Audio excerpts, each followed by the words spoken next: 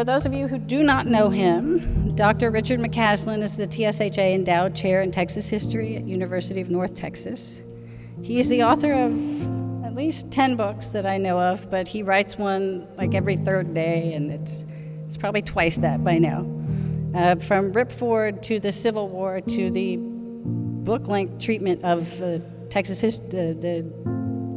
State Historical Association. Rick teaches, he edits, he writes, he goes out and talks to the public about history, and I need to recognize that a work ethic like that in an academic historian is a rarity. And I will now shut up and give you Dr. Richard McCaslin.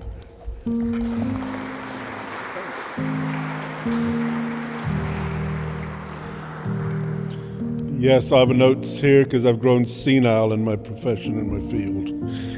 To paraphrase George Washington, great to see all of you. This is a great turnout on an Easter weekend.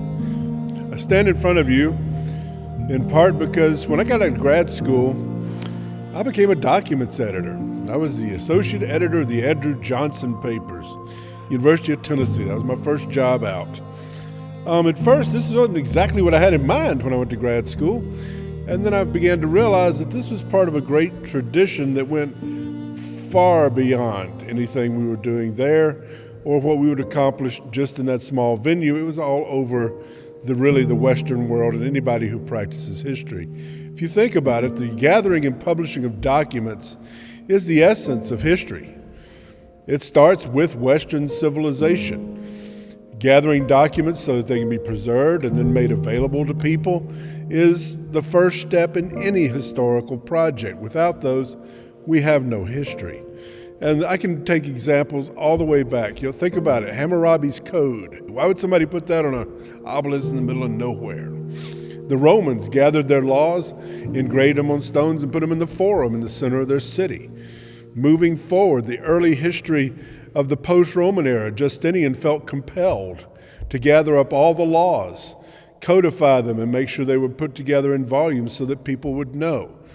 The old stelas the stelas of the Sumerians were gathered and kept in the archives of Egypt. We had its own written records to keep. Early church, what was one of the first things the early church did? They tried to gather their documents, didn't they? The Gospels, all these different accounts of what had happened. If you think about it, and I'm not being blasphemous, the Bible is a document collection, gathered and edited many times over, probably most famously, at least in my branch of the church, by the King James Committee in 1608.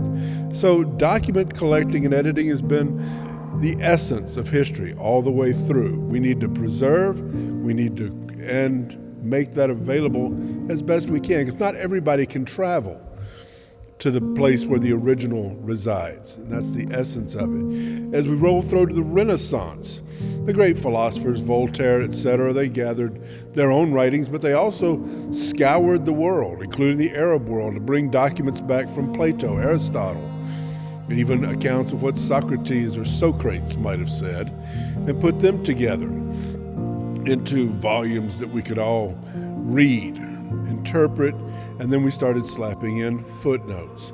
So as we move forward, as nations were created, they understood this impulse. You can go through all the great libraries of the world and find huge volumes of government's documents that have been gathered and put together, because you have to preserve and make sure that people see that. And the United States was no different. I mean, good night. If you ever go to grad school in the U.S., beginning in the 1860s was when we started this madness, you'll find that we started as early as the same period as writing the Constitution, putting together things like the American State Papers. The serial set. I don't know if y'all are familiar, but our government, our Congress, has the complete records of everything they've ever done, except for the very first few years, and it's thousands of volumes. And guess what they've done? They've digitized all of it. You'll be familiar with the OR, the Official Records of the War of the Rebellion. Again, that impulse to gather, put together, edit into a readable format, and then publish or put it out so everybody can see it. The FRUS, the Foreign Relations of the United States, All these represent that same impulse that goes all the way back to the Romans and even beyond them. Now, as history evolved as a profession in our country, or really all through the Western world, we began to kind of spread out. And you can go to your local archives, you can go to your local library, and find all sorts of collections that we as American historians, and let's start narrowing down to Texas sometime, right?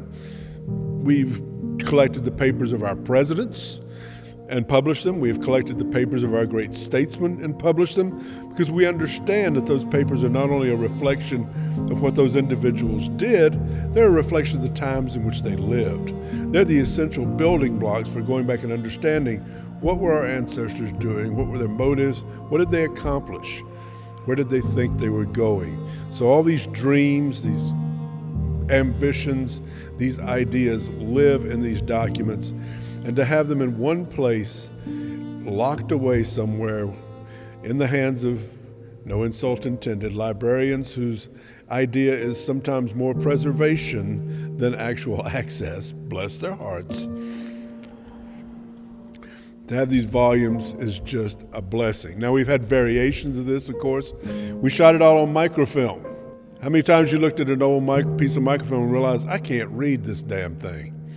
Yeah, there you go. Nicer to have some published volumes or maybe some high-resolution scans. So as we move forward, the idea became, what can we put into our next generation that will reach even more people at an even lower cost, something you can cross-index, keyword searching. And of course, in Texas, we have a very ripe field for that. We have a massive amount of gathered published documents in our Texas archives. We have James M. Day's Indian Papers of the Southwest. We have the diplomatic papers of the Texas Revolution. We have the diplomatic papers of the Republic of Texas. We have Sam Houston's papers, official and personal. We got Lamar's papers. We've got all kinds of collections. And right on the capstone of it is the military papers of the Texas Revolution. This was an amazing set, guys. Coming from a background, from a big fancy university, looking at what Brigadier General Matthews accomplished, he would stand up to the best practices of anybody of his day, of his time period. We did the same exact thing, the same formatting, the same care, the same decisions made on what gets published in full, calendars, all these things that we had to learn, the indexing, the gathering, the care to scour every corner of the archives in Texas to get the best and bring it to you, or bring everything that anybody might think was useful. They are all in there. That's why there's 4,200 pages of material in here, which I cannot imagine sitting and copying one page at a time. You must be the queen of tedium. This material is a gold mine, and it became harder and harder to reach. And that's in part libraries. They're far distant and, they try to save their stuff. But let's face it, the new generations, if it ain't on the computer, it doesn't exist, right? If it's not on their phone, it's not there. And as an aging professor, I find that frustrating, but it's also a real truth that we have to face. The web is the world in which the future generations will live. This is the new generation. And to have somebody who takes the care to shoot every page, to make sure that it's not a nice picture of their thumb. How many of you have seen thumbs on microfilm? Yes, you have. You know you have. The back of somebody's hand. This is the next generation. This is not just preservation. This is making it available to an audience that, let's face it, General Matthews never dreamed. Did he dream that his stuff would be read in Turkey or Germany or all over Latin America or South Asia? This stuff can be instantly brought up. It can be tandemed and teamed with other websites. This is the future of document collection and making it available. Once again, that means that Texas is leading the way, but we often do that, don't we? The Handbook of Texas and many other projects have become models for others. The Portal to Texas History is a model for many others. And so Michelle Haas is joining in really a vanguard of how we're going to move forward, and this material is going to be available. And you might ask about platforms and etc., but as long as it's available there in that digital format, it can be read through any platform. And there's going to be far more students, and you're going to see far more of those head-scratching books that come out by people in Finland who write about Comanche Indians, people in Germany who write about the Texas Revolution. Yeah, isn't that great? Not only are we known in our own circles, we're known all over our country and all over the world, and it's projects like this that make that possible. Thank you for listening to me.